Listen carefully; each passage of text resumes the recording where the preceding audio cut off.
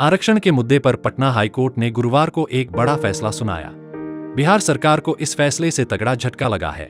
चलिए जानते हैं क्या है पूरा मामला और क्यों इस फैसले ने बिहार की राजनीति में हलचल मचा दी है। बिहार में पिछले साल राज्य सरकार ने जातिगत जनगणना के आधार पर शिक्षण संस्थानों और सरकारी नौकरियों में SC सेंट, OBC और EBC को 50% से बढ़ाकर 65% आरक्षण देने का फैसला लिया था। लेकिन इस फैसले के खिलाफ भागवत शर्मा समेत कई याचिकाकर्ताओं ने हाईकोर्ट का दरवाजा खटखटाया। बीते 11 मार्च को पटना हाईकोर्ट में चीफ जस्टिस KV चंद्रन की बेंच ने सुनवाई पूरी कर फैसला सुरक्षित रख लिया था। हाईकोर्ट में हार क्यों मिली बिहार सरकार को? याचिकाकर्ता भागवत कुमार बनाम राज्य सरकार के मामले में याचिकाकर्ताओं की ओर से विशाल कुमार और अमित आनंद पेश हुए। एडवोकेट विशाल कुमार ने बताया कि मुख्य न्यायाधीश विनोद चंद्रन और न्यायमूर्ति हरीश कुमार की खंडपीठ ने फैसला सुनाते हुए कहा कि राज्य सरकार का यह संशोधन भारतीय संविधान के अनुच्छेद 14, 15 और 16 का उल्लंघन है। अभी जो डिवीजन बेंच है पटना हाईकोर्ट का, जिसमें कि चीफ जस्टिस और जस्टिस हरीश कुमार है, इन्होंने आज एक जजमेंट डिलीवर किया है। उसमें जो बिहार सरकार पोस्ट में, एडमिशन में, सर्विसेज में जो रिजर्वेशन एक्सटेंड कर दी थी 50% कैप को तोड़ते हुए 65%, उसको जो है स्ट्राइक डाउन किया गया है।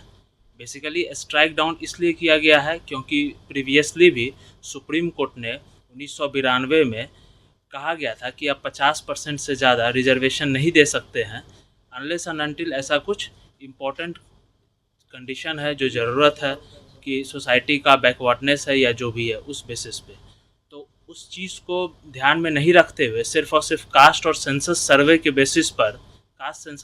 बेसिस पर इन्होंने रिजर्वेशन को 50 से 65% किया था।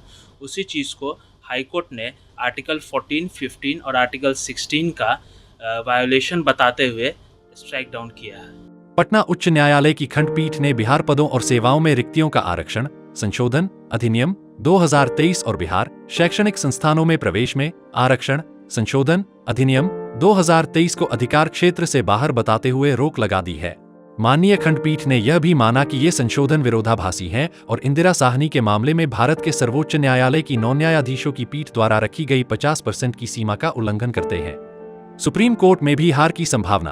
पटना हाईकोर्ट से मिली हार के बाद अब चर्चा है कि बिहार सरकार इस फैसले को सुप्रीम कोर्ट में चुनौती दे सकती है। इस पर एडवोकेट विशाल कुमार का कहना है कि सुप्रीम कोर्ट में भी बिहार सरकार को हार का सामना करना पड़ेगा। सुप्रीम कोर्ट ने कई फैसलों में कहा है कि आरक्षण को 50% से ज्यादा नहीं बढ़ाया जा सकता जब तक कोई खास कारण न हो।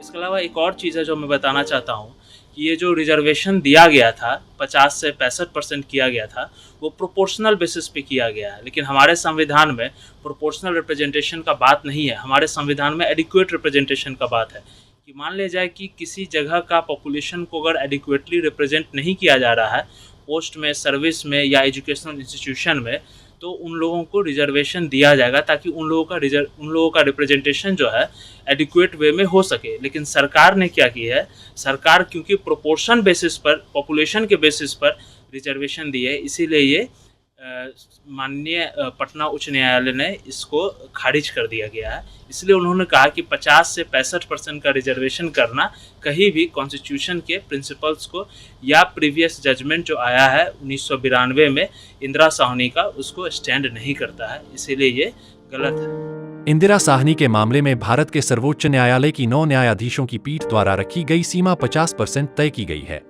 इसके साथ ही भारतीय संविधान के अनुच्छेद 14, 15 और 16 के तहत मौलिक अधिकारों का उल्लंघन है। इस वजह से सुप्रीम कोर्ट इस फैसले पर कोई हस्तक्षेप नहीं करेगी। सुप्रीम कोर्ट भी अपने प्रीवियस जजमेंट्स को, प्रीवियस ऑब्जर्वेशंस को ध्यान में रखते हुए ही फैसला सुनाएगी। पहले भी सुप्रीम कोर्ट ने ऐसा बहुत बार बोला है कि आप 50% की कैप को ब्रेक नहीं कर सकते हैं अनलेस एंड अनटिल कुछ स्पेशल सर्कमस्टांसेस हो। तो अभी जो पटना हाईकोर्ट ने जो जजमेंट दिया है वो काफ़ी रिजनेबल जजमेंट है।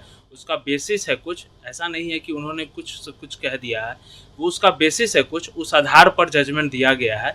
इसीलिए ज़्यादा उम्मीद यही है कि सुप्रीम कोर्ट इस जजमेंट में किसी तरीके का इंटरफेरेंस नहीं करेगी। बाकी देखते हैं आगे क्या संभव है। कैसे हुआ आनन फानन में फैसला? मुख्यमंत्री नीतीश कुमार ने 7 नवंबर 2023 को विधानसभा में घोषणा करते हुए कहा कि सरकार बिहार में आरक्षण के दायरे को बढ़ाएगी। 50% से इसे 65 या उसके ऊपर ले जाएंगे। सरकार कुल आरक्षण 60% से बढ़ाकर 75% करेगी। सीएम के ऐलान के तुरंत बाद कैबिनेट की मीटिंग बुलाई गई थी और 2.5 घंटे के अंदर कैबिनेट ने इस प्रस्ताव पर मुहर लगा दी थी। इसके बाद इसे शीतकालीन सत्र के चौथे दिन 9 नवंबर को विधानमंडल के दोनों सदनों से पारित भी कर दिया गया था। दोस्तों, यह फैसला बिहार की राजनीति में एक बड़ा मोड़ साबित हो सकता है। देखना होगा कि आगे क्या होता है और बिहार सरकार इस फैसले के खिलाफ क्या कदम उठाती है। लोकल 18 के लिए पटना से सच्चिदानंद की रिपोर्ट।